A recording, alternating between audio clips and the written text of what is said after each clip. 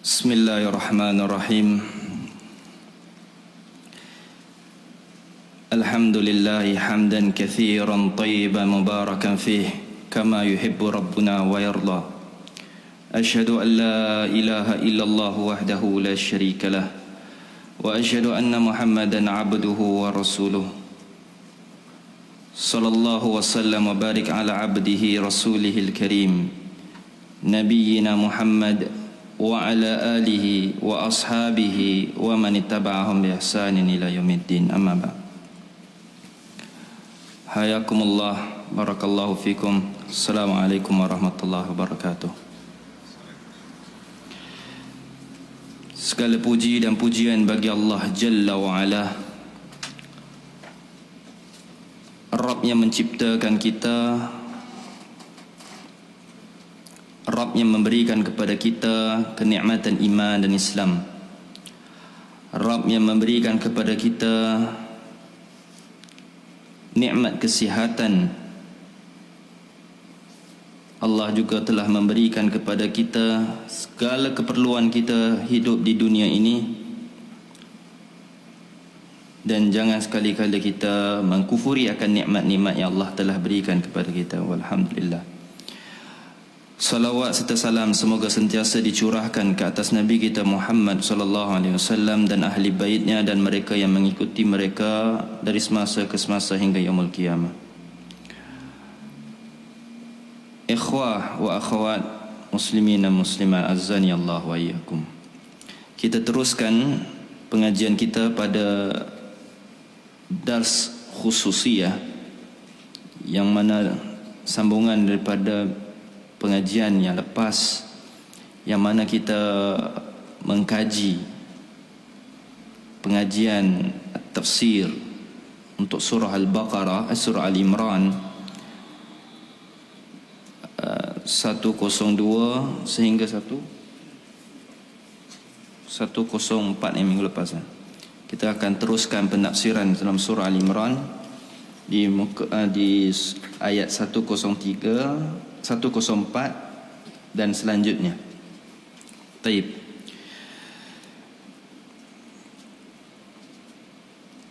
Allah Ta'ala berfirman, ba'da a'udzu billahi as-samil 'alim minasy syaithanir rajim. Wal takum minkum ummatun yad'una ila al-khair wa ya'muruna bil ma'ruf wa yanhauna 'anil munkar wa ulaika humul muflihun. ولا تكونوا كالذين تفرقوا واختلفوا من بعد ما جاءهم البينات وأولئك لهم عذاب عظيم يوم تبيض وجوه وتسود وجوه فأما الذين اسودت وجوههم أكفرتم بعد إيمانكم فذوقوا العذاب بما كنتم تكفرون وَأَمَّا الَّذِينَ ابْيَضَّتْ وُجُوهُهُمْ فَفِي رَحْمَةِ اللَّهِ هُمْ فِيهَا خَالِدُونَ. Allah Ta'ala berfirman yang bermaksud, dan hendaklah di antara kamu ada golongan yang menyeru kepada kebaikan, menyeru agar membuat perkara yang ma'ruf dan mencegah daripada perkara yang mungkar, dan mereka itulah orang-orang yang berjaya. Dan janganlah kamu menjadi seperti orang-orang yang bercerai-berai dan berselisih setelah sampai kepada mereka keterangan yang jelas. Dan mereka itulah orang-orang yang akan mendapat azab yang berat. Pada hari itu ada wajah yang putih berseri dan ada pula wajah mereka hitam muram. Ada pula orang-orang yang berwajah hitam muram. Kepada mereka berkata, mengapa kamu kafir setelah beriman? Oleh itu rasakanlah azab yang disebabkan kekafiran itu. Yang terakhir, dan ada pun orang-orang yang berwajah putih berseri pada yaumul qiyamah nanti, mereka berada dalam keadaan rahmat Allah di dalam jannah, mereka kekal di dalamnya. Sambungan daripada ayat yang lepas, faedah daripada firman Allah di mana Allah Ta'ala memerintahkan kepada kita untuk haqqa tuqatih, sebenar-benar bertakwa, menjadi seorang muslim yang hakiki, jauh daripada sifat nifaq, jauh daripada sifat kemunafikan, jauh daripada sifat kekufuran atas nikmat-nikmat Allah, dan sentiasa bersyukur akan nikmat-nikmatnya. Sebagaimana Allah Ta'ala berfirman pada wahyu yang terakhir, al-yawma akmaltu lakum dinakum wa atmamtu alaikum ni'mati wa raditu lakumul islam dina. Hari ini telah ku sempurnakan agamamu dan aku telah sempurnakan, al-yawma akmaltu lakum dinakum wa atmamtu alaikum ni'mati, dan telah aku mensempurnakan akan nikmat-nikmatku kepadamu, iaitu Allah telah mensempurnakan nikmat apa? An-ni'matul Islam wal iman. Kemudian Allah telah meredai Islam sebagai agama yang rasmi. Kemudian Allah Ta'ala memerintahkan kepada kita untuk berpegang teguh dengan tali Allah, yakni dengan agamanya. Dan agama Allah ini terdiri di atas syariah. Syariah Allah pula terdiri di atas Al-Quran dan As-Sunnah. Wa'tasimu bihablillah, dan berpegang teguhlah kamu dengan tali Allah, yakni dengan kita berpegang teguh dengan agama Allah. Berpegang teguh dengan agama Allah ini bukan ada pilihan. Islam is not a choice. Dia bukan satu agama pilihan, tapi agama yang satu-satu harus diikuti oleh semua manusia. Di mana Allah Ta'ala berfirman, ya ayyuhalladzina amanu udkhulu fis silmi kaffah wa la tattabi'u khutuwati syaitan. Wahai orang-orang yang beriman, ikutilah, masukilah agama Islam itu dengan keseluruhan, kafah, wala tattabi'u khutuwati syaitan, jangan kamu mengikuti langkah-langkah syaitan. Al-makna bi kafah, keseluruhannya, kita tidak ada amanu bi ba'di wa nakfuru bi ba'd. Kita tidak mengimani sebahagian dan kita mengkufuri sebahagian. Adapun kita mengimani adalah mengimani keseluruhannya.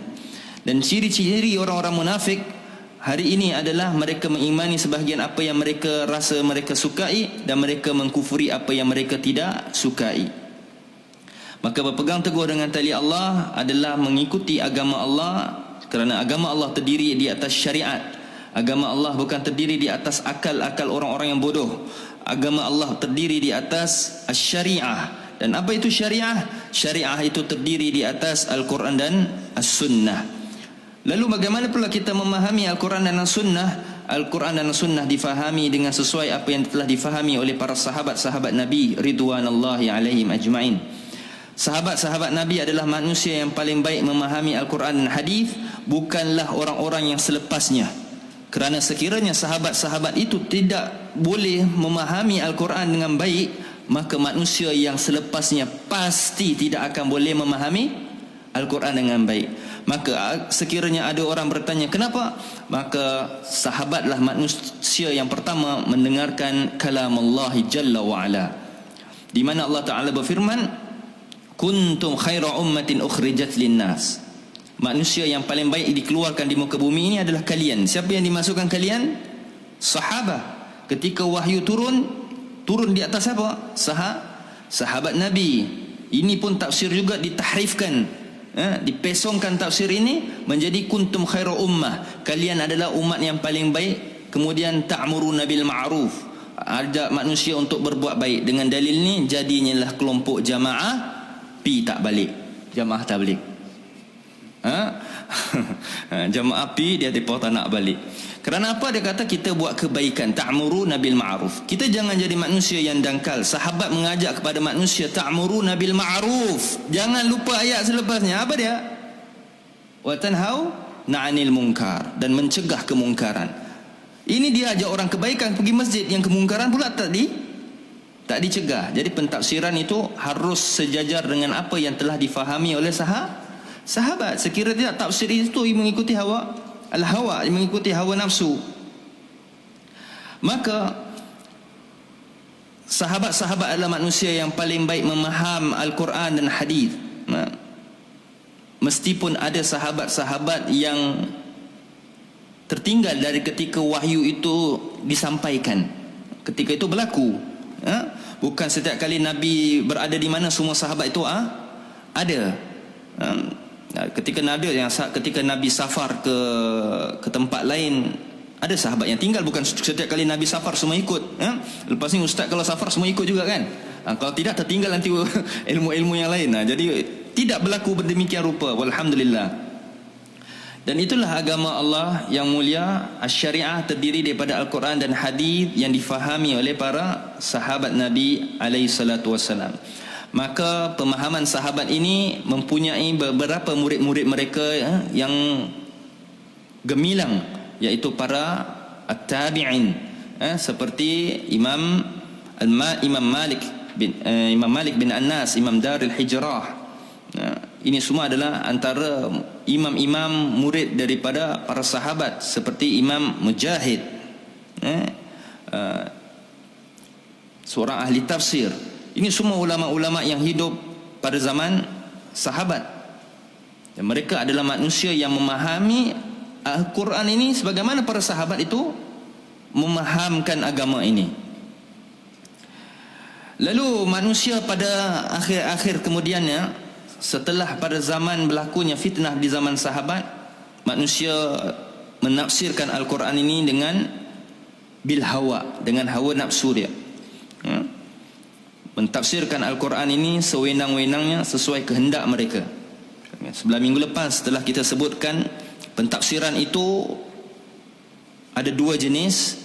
Pentafsiran sesuai dengan apa yang diriwayatkan oleh sahabat, dan ada pentafsiran yang bercanggah dengan riwayah, dengan makna hakiki, iaitu berlakunya tahrif, pengubahan makna-makna Al-Quran. Seperti kita lihat, tafsir begitu banyak dijual di pasaran. Tafsir-tafsir yang rosak, seperti tafsir Fi Zilalil Quran oleh Said Qutb. Tafsir ini ramai digunakan oleh orang-orang haraki, orang-orang politik. Tafsir yang supaya memecah belahkan masyarakat kita, yang mengajak kepada ideologi irhabi, mengajak kepada ideologi apa?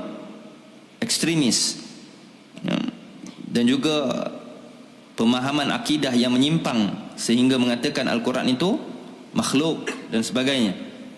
Dan pada abad-abad kita hari ini juga, seperti tafsir ditulis dalam bahasa Melayu. Tafsir apa dia? Tafsir Hamka.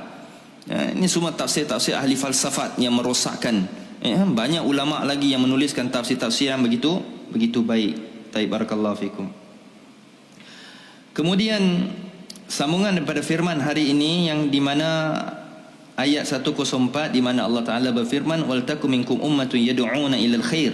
Jadi, dan hendaklah ada di antara kamu segolongan ummah yad'una ilal khair wa ya'muruna bil ma'ruf. Yad'una ilal khair wa ya'muruna bil ma'ruf. Kebaikan, ma'ruf pun kebaikan. Al-khair juga kebaikan. Baik. Ummah, semua manusia hari ini akan mengaku dia umat siapa? Umat Muhammad sallallahu alaihi wasallam. Semua umat. Hatta Rafidah Syiah pun mengaku dia umat Muhammad sallallahu alaihi wasallam. Jadi umat yang mengikuti Nabi alaihi salatu wasallam tu yang realiti siapa? Semua akan mengaku. Maka hendaklah kita memahami daripada tafsir Al-Quran dan Al-Hadith.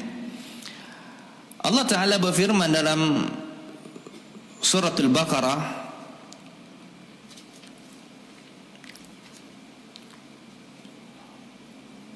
di juzuk yang kedua, ayat 143. Wa kadzalika ja'alnakum ummatan wasata litakunu syuhada'a 'alan nasi wa yakuna ar-rasulu 'alaikum syahida. Dan demikianlah kami jadikan kamu ummah pertengahan, wasata, agar kamu menjadi saksi di atas umat-umat yang lain, dan agar menjadi rasul atas perbuatan kamu menjadi saksi. Jadi umat Muhammad ini adalah satu umat yang menjadi saksi di atas umat-umat yang lain pada yaumul qiyamah. Dan kita adalah ummatan wasata, umat yang sederhana, iaitu umat yang tidak ghulu, berlebih-lebihan dalam agama. Yang bermaksud kalau umat dulu seperti orang-orang Yahudi. Orang Yahudi agamanya banyak mencarikan keduniaan. Dan orang-orang Nasara agamanya mencari kerohanian. Apa contoh? Seperti orang-orang Yahudi mencari keduniaan. Orang Yahudi lah yang menciptakan riba. Orang Yahudi lah yang menciptakan duit, sistem cek, banking dan sebagainya.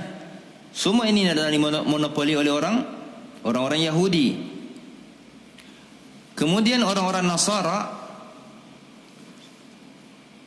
mereka adalah agama yang mencari kepada kerohanian. Sebab bagaimana firman Allah di dalam akhir surah Al-Hadid, mereka ini rahbaniyatan ibtada'uha.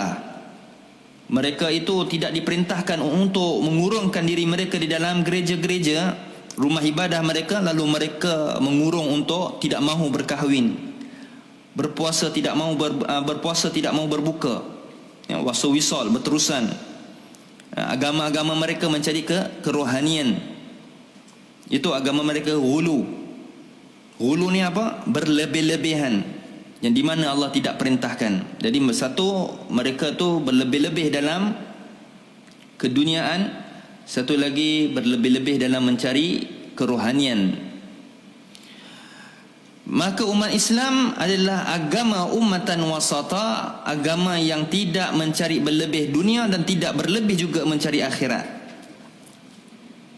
Umat Islam adalah agama yang mencari kedua-duanya, membalanskan kedua-duanya. Itu ummatan wasata. Sebagai umat Muhammad alaihi salatu wasalam, mereka berdoa, Rabbana atina fid dunya hasanah wa fil akhirati hasanah wa qina adzabannar. Kita meminta Rabb untuk memberikan kepada kita akan nikmat kebaikan hasanah fid dunya dan juga hasanah kebaikan di akhirat. Dan kita tidak minta kebaikan di dunia sahaja dan kita lupakan akhirat, ataupun kita mengingatkan akhirat dan melupakan dunia, dan itu salah. Dan umat Islam ada hari ini yang katakan ini semua dunia akhi, tinggalkan, kita menuju ke akhirat. Kalau dunia tinggal, macam mana nak tunggu akhirat? Duit tak pakai di dunia, tak mati, tapi mati pakai duit. Kan? Jadi kita kalau bercakap jangan ikut macam pemikiran orang-orang sufi yang melecehkan dunia. Dunia ini jalanannya jika baik, maka akhirat insya-Allah akan menjadi baik. Tetapi jangan kita sampai condongkan dunia melupakan akhirat, di mana Allah Jalla wa Ala berfirman, bal tu'sirunal hayatad dunya wal akhiratu khairun wa abqa. Ramai di kalangan kalian cenderung kehidupan dunia, dan sehingga mereka lupa bahawa akhirat itu adalah kehidupan yang kekal abadi. Taib. Jadi al-khair, umat itu adalah umat yang sederhana, umat yang sentiasa berlaku adil. Maka itu al-khair, mengajak kepada manusia kebaikan. Al-khair. Apa itu al-khair? Sahabat-sahabat sentiasa bertanya kepada Nabi,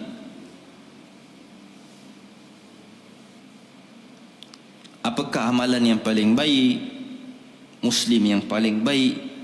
Itu al-khair, benda-benda yang baik. Kemudian ya'muruna bil ma'ruf, yang mengajak manusia untuk menuju kepada benda-benda yang ma'ruf, yang baik. Benda yang ma'ruf adalah benda-benda yang baik, yang dimaksudkan adalah al-adl, yang mengajak kepada keadilan. Adil, al-ma'ruf bil-adl. Ma'ruf, kita mengajak kepada kebaikan, dan maksudnya adil, kerana adil itu adalah takwa. Ketika kita mengajak kepada yang ma'ruf, ada dua orang bersengketa, lalu kita tidak memihak kepada sini dan yang sana.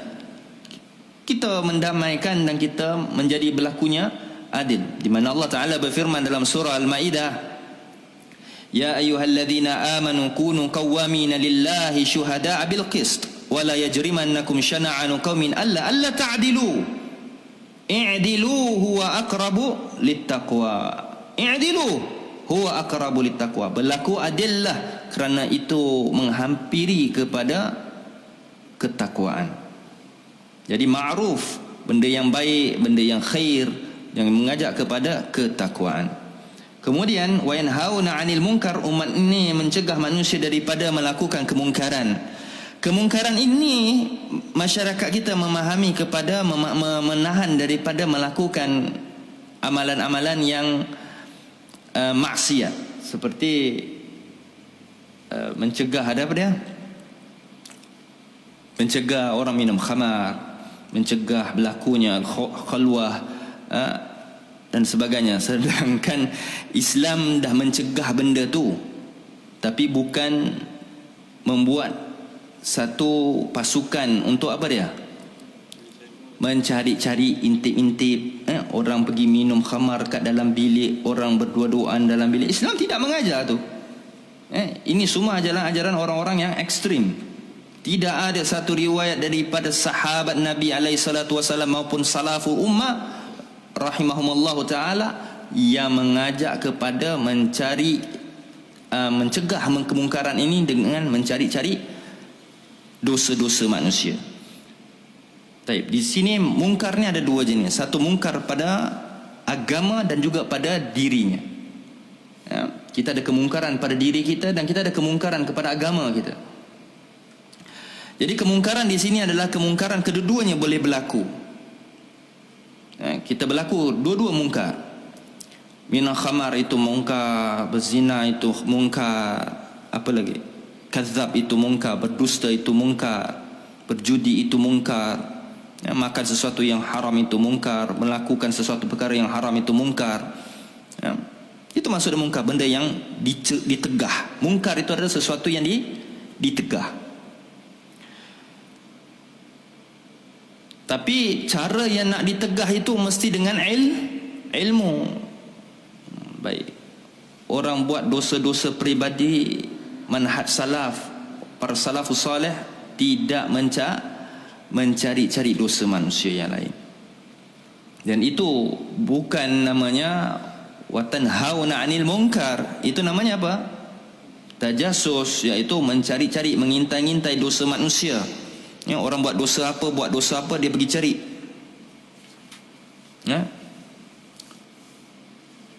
Ingat, dosa sahabat kita, ikhwah kita di kalangan kita di sini, walaupun di luar sana adik-beradik kita dan sebagainya, dosa orang, aib orang, jangan kita menceritakan, ataupun dosa diri kita sendiri pun sekalipun. Dan kita lihat musibah fitnah yang ada di media sosial ini, di mana itu makhraj yang betul, barakallahu fikum, di mana mereka suka menceritakan aib-aib mereka, dosa-dosa mereka yang lalu kepada ustaz-ustaz. Tidak, jangan. Nak tanya ustaz, ustaz macam mana saya nak bertaubat? Jangan pergi tanya ustaz yang suku akalnya, yang tanya dosa apa yang kamu buat dulu. Ini ustaz suku akal. Orang yang ada ilmu, dia tidak mentanya dosa apa yang kamu buat, tak mau dengar. Ini orang-orang yang belajar Al-Quran dan Al-Hadith. Dosa-dosa orang kita tak nak ambil tahu. Dosa-dosa pribadi. Dosa pun kita faham dua jenis dosa di sini, ya. Baik. Dosa orang pelaku maksiat yang kita katakan seperti minum khamar, az-zina, makan benda-benda yang haram dan sebagainya lah. Itu daripada dosa-dosa perbuatan amaliyah ini. Nabi tidak mau mendengar, maka tu kita tak mau tahu.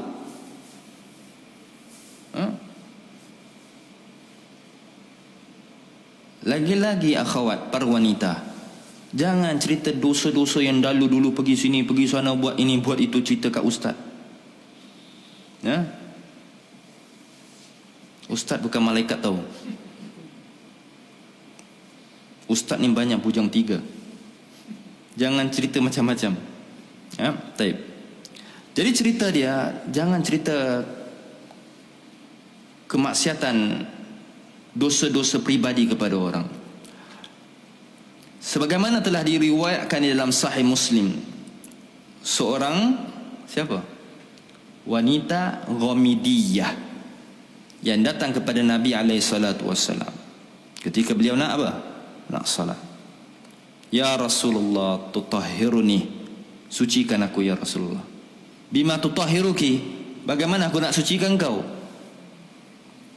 Inni zanait, sungguh aku telah berzina. Mungkin kau ni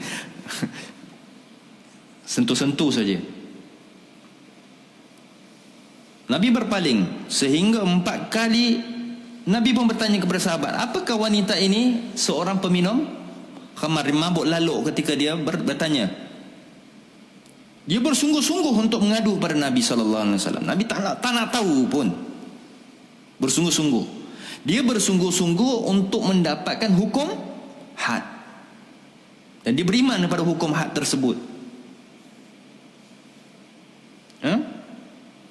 Cuma ada wanita-wanita yang juga suku akal dia ini, dia jumpa ustaz bukan nak dapatkan hukum had.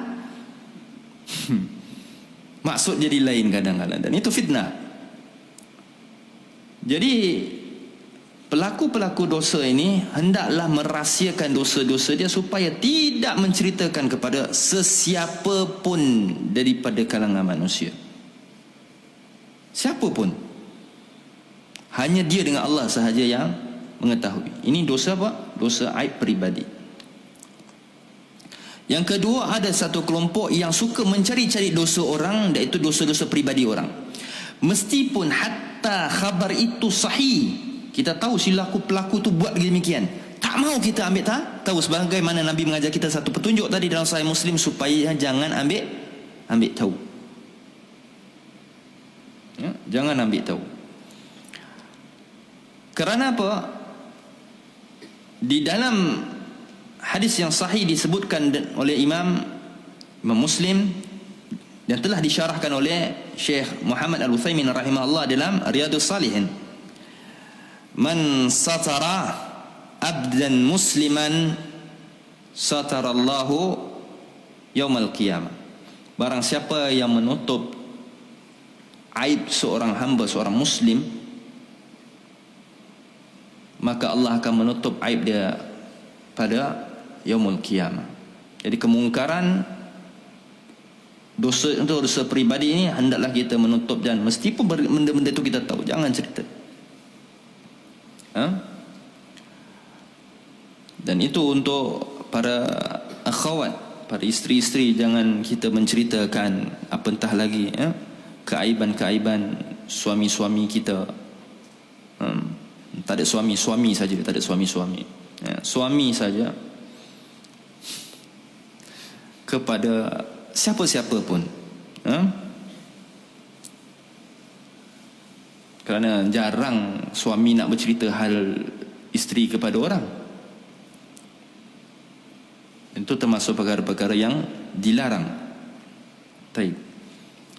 Dan dosa yang satu lagi ini, kemungkaran satu lagi adalah kita harus cegah. Harus cegah. Apa kemungkaran yang harus kita cegah? Adalah kemungkaran yang mana mereka merosakkan agama Allah.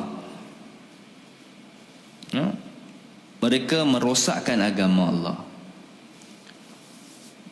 melakukan penambahan di dalam ad-din, penambahan yang tidak pernah dilakukan oleh Nabi SAW maupun sahabat. Lalu mereka tambah-tambah, lalu mereka reka ataupun mengubah. Ada yang tambah, ada yang mengubah. Bertambah satu dan mengubah. Mengubah boleh jadi benda yang tak ada diadakan. Bertambah mungkin dia over the limit, benda yang tak ada hadnya kemudian ditambah-tambahkan lagi.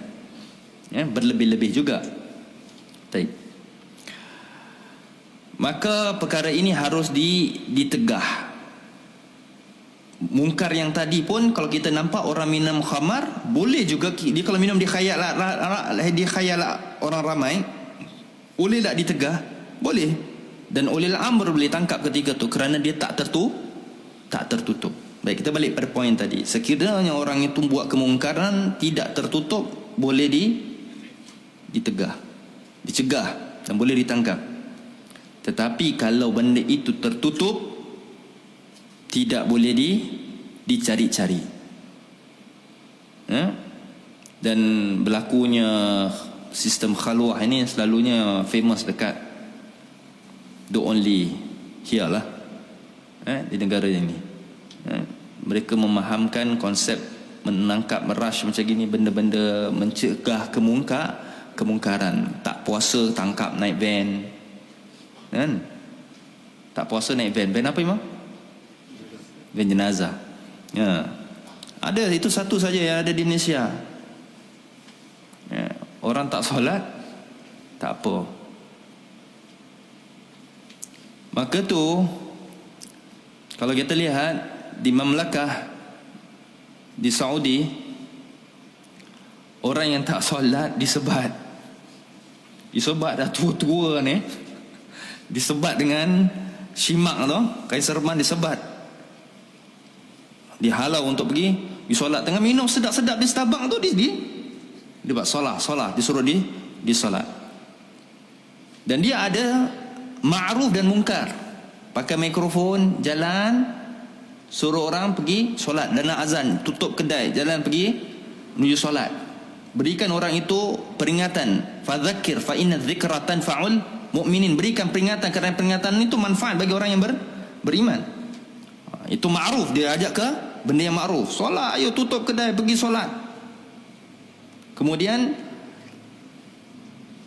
dah azan, nampak lagi duduk lepak, baru wa tanhauna 'anil munkar. Di Malaysia ada yang ma'ruf tak? Tak ada yang ma'ruf. Wa tanhauna 'anil munkar aja ada, kan? Cegah aja. Jadi ma'ruf tak ada, tak balance. Benda-benda tu tak berlakunya, tidak balance. Baik. Jadi balik kepada penambahan dalam agama. Benda-benda ini berlaku ketika di zaman sahabat juga sudah berlaku. Imam kita yang mulia, iaitu Imam Syafi'i rahimahullah, meletakkan satu had, satu hukum ta'zir bagi orang yang berlakunya berlebih-lebihan dalam agama ini. Diberikan hukuman apa? Apa? Give him a right. Kasih dia satu apa? Tunggangan naik kedai ataupun naik unta. Pusing satu kota, ambil selipar baling dia. Pasal apa? Buat kerosakan dalam agama. Kenapa? Orang yang merosakkan agama ni harus diberikan dia satu pelajaran yang memalukan kepada dia. Jangan merosakkan agama. Orang yang merosakkan diri dia dengan dosa-dosa peribadi tidak sama dengan orang yang merosakkan agama. Merosakkan dosa-dosa peribadi ni, dia sahaja yang terjerumus ke dalam an-nar. Tapi kalau merosakkan agama, bukan diri dia, sahabat dia, keluarga dia, semuanya akan terjerumus ke dalam neraka. Kerana orang yang mengubah agama, dia akan rasakan betul. Orang akan merasakan diri dia betul. Betul? Antum pernah nampak orang zikir berjoget-joget, kan? Pakai ketayap, berjenggot juga, pakai jubah juga, kan? Orang nampak dia Islam. Orang akan rasa dia betul. Takkanlah tak betul. Tapi cuba kalau dia pakai skirt, cuba kalau dia pakai minum khamar lalu dia berpusing-pusing. Ini maksiat ini. Apa beza? Apa beza? Samanya kedua-duanya. Tapi pelaku maksiat ni, bila ditanya kepada dia, yang buat ni boleh ke tak boleh? Dia kata apa? Tak boleh. Dia tahu tak boleh, tapi dia buat. Pelaku maksiat, apabila kita berikan dia nasihat, ini maksiat, ini haram, ini tidak boleh, ini tak boleh, pernah dia ada beta? Tak, dia diam aja. Dan dia akan tahu benda itu adalah perkara yang dilarang. Tapi kalau orang yang melakukan kerosakan dalam agama, antum berikan dia dalil 1, 1000 dia bagi lagi. Kan? Bukan dia berikan 1000 dalil yang sahih, 1000 pertanyaan dia katanya lagi. Dari kitab mana? Daripada ulama mana? Siapa kata? Ini sikap konsep-konsep ahli bid'ah. Marah dia. Maka tu salaf kita menyebutkan rahimahullah ta'ala, inna sahibal ma'siyah yuhibbut tawwab min ma'siyatihi. Sungguh orang pelaku maksiat ini, dia akan bertaubat daripada kemaksiatannya. Fa inna sahibal bid'ah, sungguh pelaku bid'ah ini, merosakkan agama ini, penceroboh agama ni, la yuhibbut tawwab min bid'atihi, dan dia tidak sama sekali akan bertaubat daripada kebid'atannya. Jika orang bertanya kenapa, fa inna sahibal ma'siyah, sungguh pelaku maksiat ini, dia akan tahu apa yang dia buat itu adalah maksiatun. Dia tahu yang dibuat itu adalah maksiat. Pelaku perosak agama, dia tak akan katakan itu adalah satu perkara yang salah. Sehingga salaf kita pun menyebutkan bahawa iblis dan syaitan ini lebih menyukai apa dia? Sahibul bid'ah, orang yang melakukan kerosakan dalam agama, berbanding dengan orang yang melakukan kemaksiatan. Betul tak betul? Kalau kita boleh scan masuk ke dalam kelab-kelab dan pub dan sebagainya, tak nampak syaitan, akhi. Tak nampak syaitan. Betul? Masuk masjid nampak syaitan. Betul tak? Maka tu bila kita solat, imam suruh kita apa dia? Sufu fa'kum, lapatkan saf-saf kalian. Kenapa?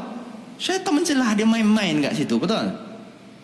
Yang ungkal-ungkal tak nak ikut arahan agama, dia solat sebelah dia apa? Siapa solat sebelah dia main-main dengan dia? Syaitan. Lalu dia mensyaitankan orang yang buat maksiat. Dia tak tahu dia duduk sebelah dengan syaitan. Nampak? Permainan orang yang merosakkan agama ini selalu nampak suci. Mereka lebih disukai oleh syaitan. Kita ni semua termasuk orang-orang yang disukai oleh syaitan. Hati-hati, nasallallahu al-afiyah. Jangan kita, itu orang lain bukan kita, tak. Kita termasuk orang-orang yang disukai oleh siapa? Syaitan. Kita adalah orang yang disukai oleh syaitan.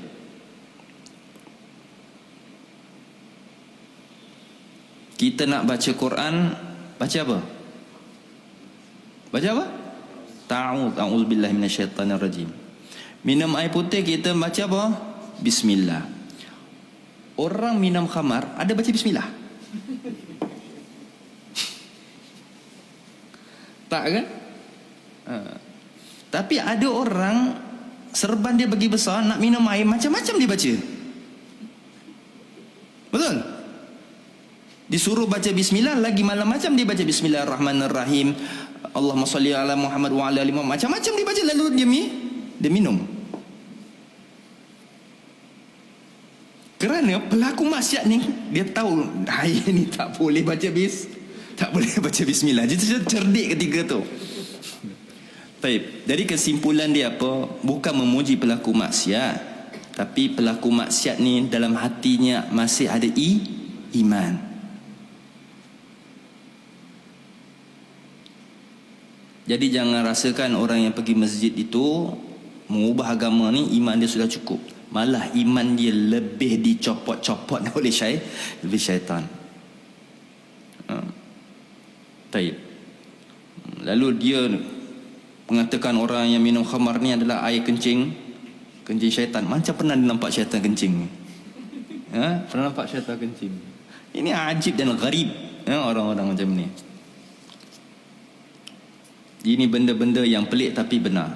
Barakallahu fikum.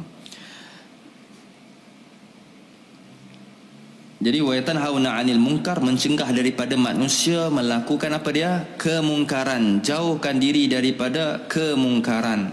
Ya, sahabat kita buat salah dalam agama, buat apa berlebih-lebih, nasihati. Ya. Jadi lalu kita mencegah kemungkaran ini bukan masuk mencegah dengan mengherdik, bukan dengan kita apa dia? Memaki hamun ataupun dengan cara yang kasar. Nabi telah memberikan kita guideline. Sebagaimana sabda beliau alaihi salatu wasalam, "Idza arada minkumul munkaran", jika kamu melihat satu kemungkaran, falyataghayyir dengan apa?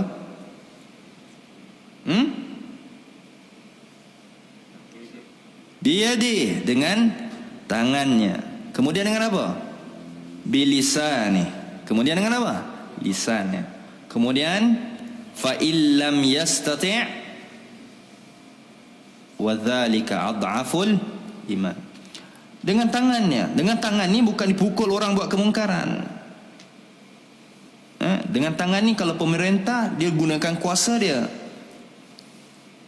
Kalau kita ni orang awam nampak kemungkaran, boleh kita ambil tangan lalu kita menasihati dengan empat mata. Bukan nasihati dengan mikrofon. Hoi pelaku maksiat, bertaubatlah. Kemudian nak bertaubat, pergi berjumpa dengan orang maksiat ni, ambil gambar kemudian upload di media sosial lagi. Diuploadkan, mengaibkan orang-orang melakukan kemaksiatan. Oh, ustaz ini masuk ke ni berdakwah. Baik. Kemudian jika tidak mampu dengan lisan. Dengan lisan ini boleh banyak maksud. Boleh dengan memerli. Memerli ini antara salah satu cara yang paling baik untuk kita menasihati orang yang kita kasihi. Memerli. Tak ada orang tahu. Kan? Tu bahasa Melayu kadang siapa makan cili terasa pedas. Nabi memerli sahabatnya. Nabi mengajar sahabatnya. Siapa dia? Daripada hadis mana? Hadis apa? Daripada Abi Hafs Umar bin Khattab radhiyallahu anhu, sami'tu anna Rasulullah sallallahu alaihi wasallam qala inna ma'amalu binniyah wa likulli imri'in ma nawa. Daripada Umar bin Khattab radhiyallahu anhu, dia mengatakan, aku telah mendengar bahawa Rasulullah sallallahu alaihi wasallam bersabda, sesungguhnya setiap amal itu tergantung kepada niat. Kenapa Nabi katakan tergantung kepada niat? Kemudian Nabi katakan, faman kana hijratuhu ilallahi wa rasulih fa hijratu ilallahi wa rasulih. Siapa yang nak berhijrah kerana Allah dan Rasulnya, maka hijrahnya kerana Allah dan Rasulnya. Faman kana hijratuhu ila liyankihu imra'ah, siapa yang nak berhijrah kerana nak mengawini satu orang wanita, fa hajara ila ma hajara ilai, maka hijrahnya apa yang dia dapatkan. Ya.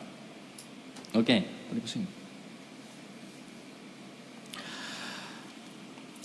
Kerana apa? Ketika itu ada sahabat Nabi SAW nak berhijrah sambil nak menikahi wanita di Yathrib, di Madinah.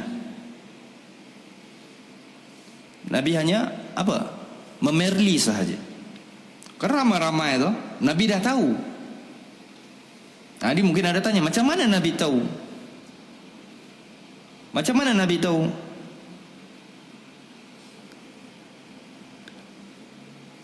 Macam mana Nabi tahu apa daripada sahabat-sahabat yang nak pergi hijrah untuk menikah? Wahyu. Nabi dah tahu. Kemudian Nabi memerli dia supaya luruskan niat. Walhamdulillah, dan ana berharap malam ini semua lurus niatnya.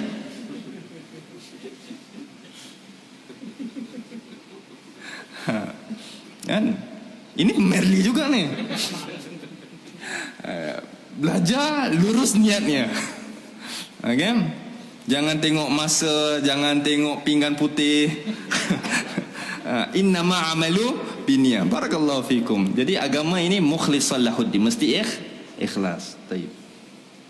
Ikhwazani Allah wa iyyakum. Dan lalu Allah Taala berfirman, wa ulaika humul muflihun, dan itu orang-orang yang berjaya, orang-orang yang berjaya. Ya, ketika saya berikan sikit kaedah dalam kita menasihati orang melakukan kemungkaran ini. Dalam ketika kita belajar kaedah dakwah, para imam-imam ahlu dakwah mengajari kita bagaimana kita untuk berdakwah kepada orang. Ada satu kelompok ni, dia belajar Al-Quran dan hadis. Dia tahu hadis tu dhaif, lemah. Satu kampung didaifkannya. Betul? Niat dia baik tak? Baik niat dia. Niat yang baik tidak membolehkan caranya. Ingat, dakwah ni dia ada patuhi perkara-perkara yang garisan-garisan panduan yang harus diikuti. Allah Jalla wa'ala sendiri berfirman, wal asri innal insana lafi khusr illa alladhina amanu wa amilus salihati wa tawassaw bil haqqi wa tawassaw bis sabr. Jadi manusia ini ketika melakukan kecuaian dalam tergelincir daripada agama dia, lalu apa yang kita buat? Wa tawassaw bil haqq wa tawassaw bil haqq. Wa tawassaw bil haqq, memberikan dia nasihat dengan kebenaran, al-haq. Al-haq bil Qur'ani wal sunnah, dengan Al-Quran dan sunnah. Wa tawassaw bi sabr, dan menasihati dengan penuh kesabaran. Sabarlah, jangan satu kampung tu disalahkan. Ya. Itu konsep orang-orang yang nak berdakwah. Jangan kita ini yang ada ustaz ni ajar murid-muridnya supaya pelajar-pelajarnya, itu tak betul, ini salah, itu bid'ah, satu kampung dibid'ahkan. Cukup kita bagi tahu ilmu tersebut dan disebarkan ilmu tersebut. Nak sebarkan ilmu mesti kena ada ilmu lagi. Ya. Jika tidak mampu untuk sebarkan ilmu tersebut, maka amalkan ilmu tu sendiri, dan itu lebih baik. Kita tidak boleh menyebarkan ilmu kalau ilmu tu tak diamalkan lagi. Ya. Maka tu disebutkan oleh Syekh Muhammad Tamimi rahimahullah ta'ala. Apa dia? Untuk kita pertama apa dia? Al-ilmu. Yang pertama kita mesti ada ilmu. Kita mengenal Allah, mengenal Rasul, mengenal agama Islam, mengetahui agama Islam. Kemudian apa kita? Wa amala bih, dan kita beramal dengannya. Kita beramal dulu, jangan kita tak amal. Beramal dulu. Kemudian kita wadda'watu ilaih, baru kita berdakwah. Ketika dakwah, was-sabru ala adzafi, dan harus kita bersabar ketika kita menyampaikannya. Barangkali belum sampai habis dah kena pelempang. Jadi sabar. Jangan tak sabar. Kadang belum cakap, tapi ustaz. Ya. Ustaz kalau cakap dia belum cakap tapi, kalau ustaz, tapi dia lebih banyak. Ustaz kalau tak sabar, tip juga mulut dia nanti. Jadi orang yang sabar dah tahulah perangai-perangai orang ni akan selalu kata tak, tapi dan tapi dia. Baik. Dan orang-orang yang berjaya melakukan tersebut, maka dia termasuk orang-orang yang beruntung. Dan janganlah kamu menjadi orang-orang yang bercerai-berai dan mereka itu berselisih setelah mereka mendapatkan al-bayyinat. Al-bayyinat setelah wahyu turun, dan jangan kamu berselisih. Umat-umat dahulu mereka berselisih sebelum adanya Al-Quran datang. Mereka bercanggah dengan mereka. Kenapa? Mereka mengubah agama mereka. Mereka mengubah agama itu. Dan umat ini juga mengubah agama dia. Mengubah, dan Rasul tak turun lagi. Dan agama ini akan difahami dengan Al-Quran dan hadis. Lalu sekiranya mereka tidak mengikuti apa yang telah ditetapkan, wa ulaika lahum adzabun azim, diberikan mereka itu satu azab yang sangat besar. Baik. Yauma tabyudu wujuhu wa taswaddatu wujuh. Yauma tabyudu wujuhu wa taswaddu wujuh. 106 surah Ali Imran. Pada hari itu, Yaumul Akhir, ada muka mereka itu putih berseri wajah-wajahnya dan menjadi hitam muram wajah-wajahnya. Fa ammal ladzina swaddat wujuhuhum, pada hari itu ada muka mereka hitam dan muram wajah-wajah mereka. Akafartum ba'da imanikum, mengapa kamu kafir setelah kamu beriman? Fadzuqul adzaba bima kuntum takfurun. Maka para sahabat Nabi ridwanullahi alaihim ajma'in, seperti Abdullah bin Abbas radhiyallahu anhuma, beliau menafsirkan pada hari ketika itu muka mereka menjadi hitam. Siapa muka mereka hitam? Pada asalnya muka mereka putih, banyak pakai kuku putih di akhirat, tapi dia tak putih juga, dia menjadi hitam. Kenapa? Apa kata Ibn Abbas? Ketika itu dikatakan mereka muka yang hitam ini disebabkan mereka itu kufar, orang-orang kafir, dan juga orang-orang ahli bid'ah. Apa tu ahli bid'ah? Orang-orang yang mengubah agamanya, ya, secara i'tiqadiyah, secara keyakinan ataupun secara perbuatan. Kemudian beliau menghuraikan pula firman Allah, wa ammal ladzina biyaddat wujuhuhum fa fi rahmatillah. Pada hari itu pula ada orang-orang yang putih berseri wajahnya, maka mereka berada dalam rahmatillah, hum fiha khalidun, mereka kekal dalam al-jannah. Siapakah mereka yang muka mereka putih? Kata Abdullah bin Abbas radhiyallahu anhuma, adalah ahlus sunnah wal jamaah. Beliau menyebutkan sebagai ahlus sunnah wal jamaah. Di sini anda berikan faedah, sekiranya ada kelompok-kelompok Asy'ariyah mengatakan kalam-kalam mereka daripada tokoh-tokoh imam mereka, berkatanya Imam Az-Zabidi dan sebagainya, Imam Al-Murtada dan sebagainya, mengatakan apabila disebutkan Ahlus Sunnah maka Ahlus Sunnah itu adalah Asy'ariyah dan Maturidiyah, maka kita membantah bahawa sahabat mengatakan Ahlus Sunnah wal Jamaah itu sudah wujud pada zaman sahabat lagi. Itu adalah ucapan yang dusta. Jadi Ahlus Sunnah sudah wujud, disebutkan oleh sahabat Nabi yang mulia. Baik. Ikhwah azani Allah wa iyyakum. Ketika dalam kita menghadapi ataupun menghadapi sengketa perselisihan dalam agama ni, ya, jangan sekali-kali kita rasakan diri kita untuk menjadi seorang ustaz. Jangan kita berdebat-debat, kerana sikap Ahlus Sunnah itu menjauhi daripada perdebatan. Bukan berdebat menunjukkan kita jago, kita baik ataupun kita pandai atau kita bijak. Tidak. Orang yang rajin berdebat akhirnya akan menunjukkan dirinya itu bodoh. Meskipun ada riwayat-riwayat menunjukkan para imam-imam dahulu mereka berdebat. Akhi, itu imam ente apa? Itu imam. Imam bukan imam masjid. Itu imam apa? Imam mujtahid, imam yang tinggi-tinggi ilmunya. Mereka berdebat dengan orang-orang ahli kalam itu atas faktor-faktor yang tertentu, dan kita tidak boleh berdebat dengan sahabat-sahabat kita sehingga dia bawakan syubhat-syubhat keracunan sehingga agama kita menjadi rosak. Selalunya orang yang suka berdebat ni orang tak sekolah, orang tak belajar, tak nak ambil tahu. Lalu dia bertikam lidah dan menunjukkan dirinya dah tahu. Baik.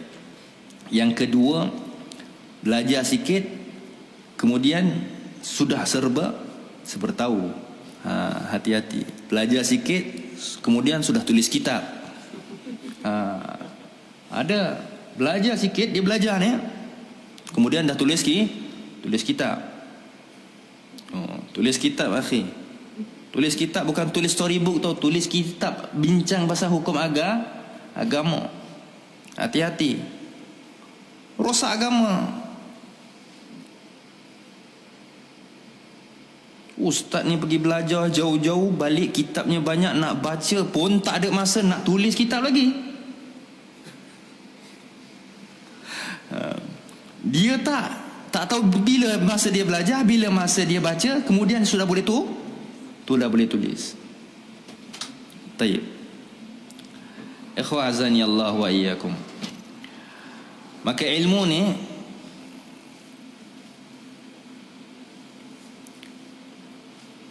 begitu berat untuk kita pikuli. Agama Allah ni berdasarkan ilmu, bukan berdasarkan nafsu. Kalau kita tak belajar, kalau kita pergi ikut saja semua orang berkata-kata, maka agama ni ikut siapa yang nak berkata. Jauhkanlah daripada untuk kita menjadi orang yang nak dikatakan sebagai orang-orang yang pandai. Jauh. Tawaduk lah. Adalah sifat tawaduk. Barakallahu fikum. Kerana apa? 3 manusia yang Allah akan humban ke dalam neraka Jahannam, wal na'udzubillah. Pada yaumul akhir, siapa dia? Siapa 3 golongan manusia yang Allah humban ke dalam neraka Jahannam? Bukan ahli syirik, bukan ahli maksiat, tapi 3 manusia yang Allah humban ke dalam neraka Jahannam, yang Allah akan cabut umbun-umbunan, dilempar ke dalam neraka Jahannam, adalah orang yang pergi jihad di jalan agamanya. Kerana apa? Ketika dia berjihad, dia tak ikhlas, supaya dia mati dikatakan sebagai pewira. Maka tu hati niat. No one knows. Tak ada orang tahu kecuali Allah. Innahu ya'lamu fis sudur. Dia tahu apa yang tersirat di dalam hati kita. Wasiru qaulakum aw jaharu bih. Kamu jelaskan ataupun tidak, Allah tahu dalam hatimu apa dia. Yang kedua adalah al-muqri, iaitu orang yang apa? Pembaca, mengajar Al-Quran. Ya. Dulu kalau nak tahu, sudah lama sudah nyari doktor, tahu tak? Ngajar Quran masuk dalam neraka pertama. Pasal apa? Dia nak jadi orang yang katakan suaranya sedap. Allah kata, kadzabta, sungguh engkau telah berdusta. Supaya engkau nak orang katakan kau tu bacaannya merdu, bagus dan sebagainya. Kan? Ketua orang kata, ustaz, suara ustaz sedap dan sebagainya. Sedap letak Ajinomoto, memang sedap.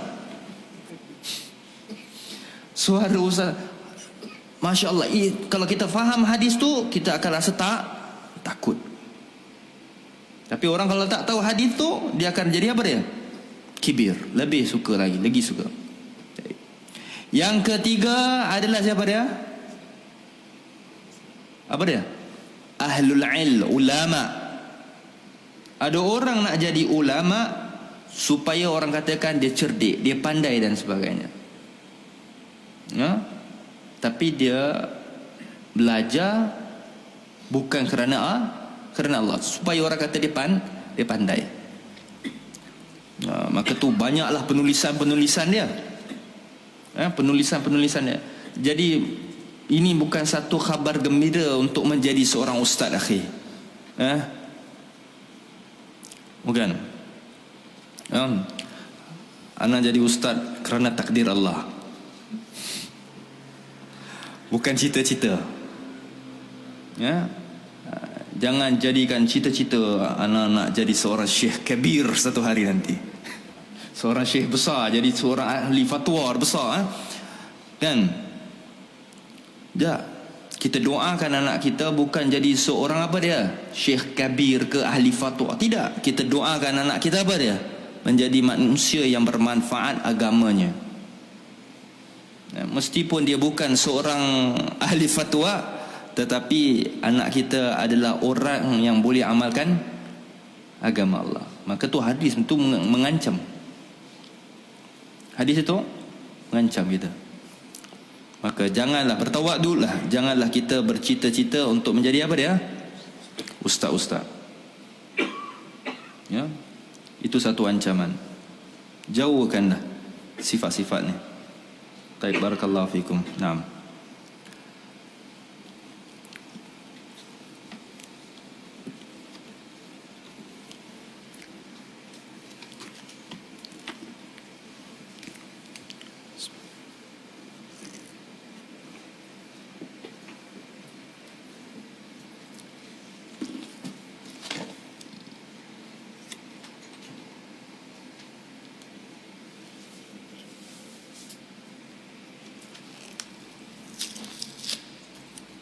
Bismillahirrahmanirrahim.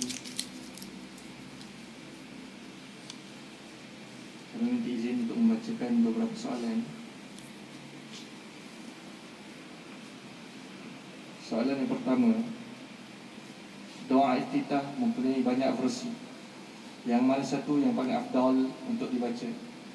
Dan betulkah orang yang memulakan membaca doa iftitah adalah sahabat? Doa iftitah termasuk doa yang mustahab, sunnah untuk dibaca pada rakaat yang pertama. Fi kulli solah, pada setiap semua solat. Bukan sahaja fardu, malah sunnah. Semua solat mesti baca doa iftitah. Kerana ini sesuai dengan petunjuk Nabi SAW, kerana Nabi tidak meninggalkan doa iftitah fi kulli solah, semua solat. Baik. Di dalam masyarakat kita, apabila mereka solat tarawih masalan, kita perasan tak imam-imam ni tak baca iftitah. Ini satu perkara yang menyelisihi mazhab Syafi'i. Lalu mereka mengklaimkan diri mereka sebagai mazhab Syafi'i. Imam An-Nawawi Asy-Syafi'i rahimahullah ta'ala, Imam An-Nawawi, Imam Al-Hadith, syarah kepada Sahih Muslim, imam yang hebat, yang tidak tersembunyi lagi keilmuannya. Beliau menyebutkan dalam Kitabul Adhkar, dalam sifat salat tarawih, beliau menuturkan tentang kesempurnaan seorang imam mesti baca setiap tertib solatnya, daripada iftitahnya sampailah doa ba'da tasyahud, doa selepas tasyahud. Apa doa selepas tasyahud? Meminta perlindungan daripada azab kubur, fitnah dajjal, semua sempurnakan bacanya. Malah hakikatnya mereka bukan saja doa iftitah ditinggalkan, rukuk, tasyahud, semua menjadi pendek. Baik. Jadi iftitah itu harus disempurnakan untuk semua solat. Baik. Doa iftitah Nabi SAW bukan satu versi saja. Ini ada sahabat-sahabat baru kita, jangan terkejut ya. Ada 12 versi bacaan Nabi SAW. Ya, ada 12 jenis bacaan Nabi SAW, kesemuanya adalah sahih, boleh diamalkan. Ada yang begitu panjang, ada yang begitu pendek sekali. Ya. Ada yang begitu panjang yang kita baca, Allahumma ba'id baina wa baina khataya kama ba'ata al-masyriqi wal maghrib. Ya, begitu panjang. Itu doa solat malam Nabi SAW. Kemudian subhanakallahumma wa bihamdika wa tabarakasmuka wa ta'ala jadduka wa la ilaha ghairuk. Ya, itu juga yang biasa dilazimi oleh Nabi SAW membacanya. Ya, sampai ayat wajjahtu wajhiya lilladzi fataras samawati wal ard. Itu semua bacaan iftitah Nabi SAW. Tapi mungkin ada yang tak sabar nak tanya, apa doa iftitah paling pendek Nabi? Kan? Allahu akbar kabira walhamdulillahi kathira. Itu je lah yang dibaca oleh masyarakat kita. Apa dia akhi? Allahu akbar kabira walhamdulillahi kathira wa subhanallahi bukratan wa asila. Kemudian apa? Wajjahtu wajhiya lilladzi fataras samawa. Lagi? Dah tak ingat dah? Masya Allah. Itu kan yang dibaca? Ha? Imam baca sampai sekarang itu tak? Tak. Okey, baik. Itu tidak ada yang diajar oleh Nabi. Itu yang dibawa oleh mana? Mari semayang. Tahu buku Mari Semayang? Yang okey. Kopi songkok yang sangat tu. Itu tidak ada. Sampai dulu anak kecil-kecil nak solat pun bebannya panjangnya doa iftitah ni. Dah pergi Saudi baru tahu doa iftitah paling pendek Allahu Akbar kabira walhamdulillahi katsira. Pendek. Itu yang sahih dan itu paling pendek. Tapi yang Nabi sukai baca adalah apa dia? Subhanakallahumma wa bihamdika wa tabarakasmuka wa ta'ala jadduka wa la ilaha ghairuk. Itu yang Nabi suka baca. Taib. Jadi ada 12 versi, semuanya adalah sahih untuk dibaca. Taib. Tapi yang panjang-panjang tu tidak boleh kita baca dalam solat fardu. Solat fardu ni kena baca simple. Kena baca yang paling ringkas. Surah-surah pun paling ringkas. Jangan jadi imam solat zuhur pergi baca selepas Al-Fatihah dia pergi baca surah Al-Ghashiyah. Solat asar rakaat pertama dia baca surah Takwir. Kan panjang-panjang tu. Dia solat fardu disuruh baca solat yang pendek-pendek. Bilakah solat yang di dalam solat fardu disuruh baca panjang? Solat isyak dan juga solat subuh fajar dibaca panjang. Tapi kita kat sini terbalik. Cakap Malaysia ni gharib. Tahu gharib? Gharib bahasa Arab, bahasa Melayu dipanggil aneh, itu bahasa Indonesia. Bahasa Malaysia apa? Ganjil. Bahasa Inggeris dipanggil weird. Mereka ni solat maghrib baca panjang, solat isyak dibaca pendek. Tak apa, kita maghrib panjang kerana kita nak tunggu isyak. Isyak kita pendek kerana cepat balik. Betul. Betul ni, Imam. Itu realitinya.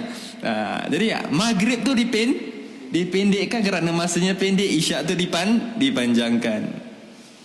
Subuh dipanjangkan, tapi subuh semua dipendekkan kerana imam ngantuk. Okey. Kemudian apa dia? Orang yang memula membaca itu apakah dia termasuk daripada sahabat yang memulakan? Tidak. Semua ibadah dalam solat min takbiri ila taslim, daripada takbir sampai salamnya semua adalah wahyu. Semua adalah wahyu. Dia tidak sama seperti azan. Azan tu datang daripada sahabat. Adapun doa iftitah, doa rukuk, sujud dan sebagainya semua adalah daripada wahyu. 6. Soalan seterusnya, bolehkah menjalankan perniagaan jual beli binatang peliharaan seperti kucing dan memandulkan haiwan berkenaan? Baik. Jual haiwan peliharaan ini, pets. Di dalam mazhab Syafi'i, jual beli haiwan hanya kepada haiwan yang boleh dimakan. Haiwan yang tidak boleh dimakan haram dijual di sisi mazhab Syafi'i. Kita tidak bincang masalah kucing dan sebagainya, meskipun dalam hadis sahih Muslim menyebutkan Nabi SAW melarang menjualkan al-kalb wal sinwar, iaitu anjing dan kucing. Tapi di sisi mazhab Syafi'i begitu luas, menjual binatang-binatang yang tidak boleh dimakan itu haram. Kerana binatang yang tidak boleh dimakan itu adalah najis. Okey? Sama ada najis ain ataupun tidak. Kerana kucing bukan najis kan? Kucing tak termasuk najis. Anjing termasuk najis. Nanti anak takut ada yang balik sembelih kucing nanti. Kucing tak boleh juga termasuk binatang yang dijual beli. Tidak boleh dikiaskan dengan apa sekalipun. Mutlak jual kucing itu tidak boleh. Jual beli kucing itu tidak boleh. Jual beli anjing itu tidak boleh. Jual beli binatang yang tidak manusia makan, itu tidak boleh. Di sisi mazhab Syafi'i, tak tahulah kalau di mazhab lain. Wallahu a'lam. Dia kalau jual apa ni? Hamster. Guinea pig bukan pig tau, guinea pig. Itu semua tidak boleh jual beli. Maka itu mazhab Syafi'i menilaikan kambing boleh dijual tapi tai kambing tak boleh jual. Faham? Kambing boleh dijual, tai kambing tak boleh dijual kerana itu najis. Maka najis semuanya tidak boleh jual dibelikan. Kemudian untuk memandulkan kucing ini, kita tanya ulama kita. Wallahu a'lam. Soalan seterusnya, apakah tafsiran mimpi seseorang wanita setiap kali waktu haid? Dia mimpi berdiri di bangunan yang tinggi dan dia merasa gaya. Itu kena tanya ahli mimpi. Barakallahu fikum. Semoga Allah memelihara ukhti. Semoga Allah memelihara antum. Ketika wanita haid ini, lalu dia bermimpi-mimpi, benda itu berlaku kerana gangguan hormon dan emosi. InsyaAllah tidak ada apa, Allah menjaga dan memberikan kesihatan yang baik. InsyaAllah tidak ada apa-apa keburukan. Lalu mintalah perlindungan kepada Allah dengan berdoa yang telah diajarkan oleh Nabi SAW. Apa yang kita boleh baca? A'udzu bikalimatillahi tammati min syarri ma khalaq. Sentiasa minta perlindungan. Nah. Soalan seterusnya, bolehkah kita mengucapkan alam semula jadi? Adakah ianya merosakkan akidah? Alam semula jadi? Macam mana?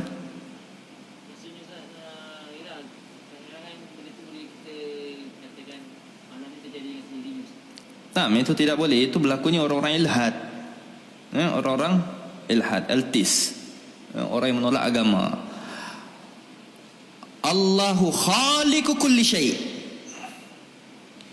Allah menciptakan apa dia? Segala sesuatu. Allah creates everything. Allah mengcreate segala sesuatu. Allahu khaliqu kulli syai'. Wa khalaqa kulli syai'in biqadar. Dan Allah menciptakan segala sesuatu makhluknya dengan takdir. Tidak boleh sesuatu terjadinya sendiri. Orang-orang ilhad, itu bahaya nanti. Bahaya i'tiqadnya. I'tiqad itu menjadikan seseorang itu menjadi kafir. Ada alam semesta, alam tu terjadi sendiri. Mother nature. Baik. Nah. Soalan seterusnya berkenaan konsert maksiat di Riyadh, adakah ianya petanda-petanda kiamat dan benarkah ulama Saudi membisu dalam hal ini? Akhi, maksiat dekat Saudi apakah termasuk tanda kiamat? Kiamat sudah hampir pada zaman Nabi alaihi salatu wassalam. Ketika Nabi hidup, wahyu telah turun. Allah Ta'ala berfirman, alaysa subhu biqarib. Dan Allah Ta'ala berfirman, yas'alunaka 'anis sa'ah qul innama 'ilmuha indallah wa ma yudrika la'al sa'ala takunu qariba. Tidak ada seorang pun tahu akan terjadinya yaumul qiyamah ini. Jadi yang penting, yaumul qiyamah itu sudah dekat. Apakah Saudi melakukan maksiat dan sebagainya itu tanda-tanda kiamat? Tidak. Jangan lupa, sebelum datangnya Syekh Al-Imam Al-Mujaddid Muhammad Ibn Abdul Wahhab yang dituduh sebagai Imam Wahabi, dituduh sebagai pencetus kepada ajaran Wahabi itu, sebelum datangnya beliau rahimahullah, Saudi itu dalam keadaan apa? Saudi itu dalam keadaan apa nak tanya? Manusia buat syirik. Kubur-kubur dibakit seperti masjid, malah kalah masjid Nabi. Pelacuran begitu banyak pada penjagaan syarif-syarif yang ada di sana. You know syarif? Syarif-syarif yang ada di sana begitu berluasa sebelum datangnya kerajaan Mamlakat Saud. Ya? Pernah ada orang tanya kiamat sudah hampir dulu? Ada orang tanya? Bila sekarang baru nak tanya kiamat sudah hampir? Allah yahdikum. Kemudian nak kena tahu bahawa Riyadh bukan termasuk daripada kota-kota Haramain. Riyadh adalah kota Dir'iyah, kota yang terakhir ditakluk oleh kerajaan Saudi. Adalah bandar terakhir yang ditakluk oleh kerajaan Saudi. Baik. Seterusnya lagi, ni banyak poin ni. Bukan nak komen, knowledge. Jangan jadikan apa yang dilakukan oleh Saudi itu dalil. Ini dangkal. Saudi ada buat pun apa? Apa yang ingat Saudi itu Quran dan hadis.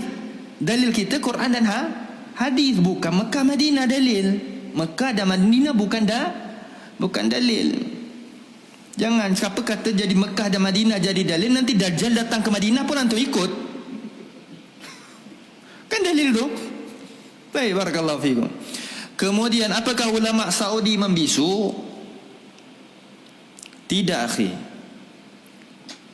Ulama menasihati. Ulama menasihati ulil amr. Bukan ulama mengajak merusuh ketika mengubah benda-benda yang mungkar. Tidak. Ulama menasihati.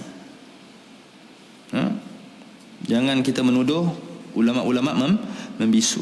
Lalu kalau ulama yang ada kat dalam Malaysia ni, yang dikatakan ada ulama di Malaysia ada buat maksiat gitu tak? Ada kan? Apakah ulama di Malaysia membisu? Antum pernah pergi Jordan? Di Jordan tu dia punya pantai dia punya dahsyat. Di Mesir, di Abu Dhabi dan sebagainya, semua kita ada ulama-ulama kita ada di sana kan? Di Mesir, sehingga disebutkan Azhar Asy-Syarif. Apakah ulama-ulama dia membisu dan membuta? Tidak, tetap mereka menasihati.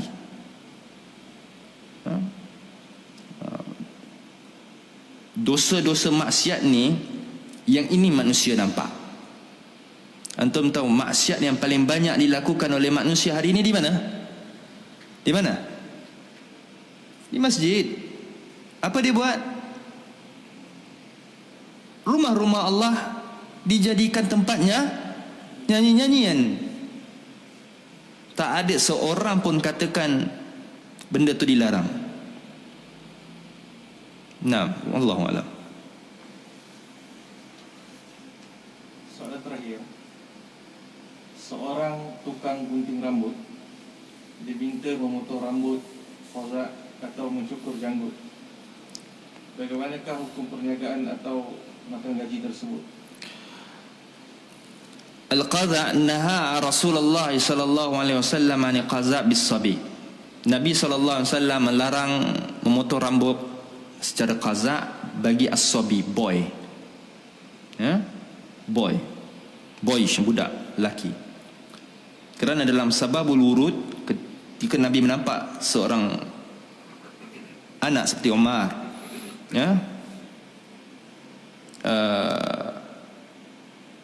rambutnya itu sebahagian ada, sebahagian yang tak ada.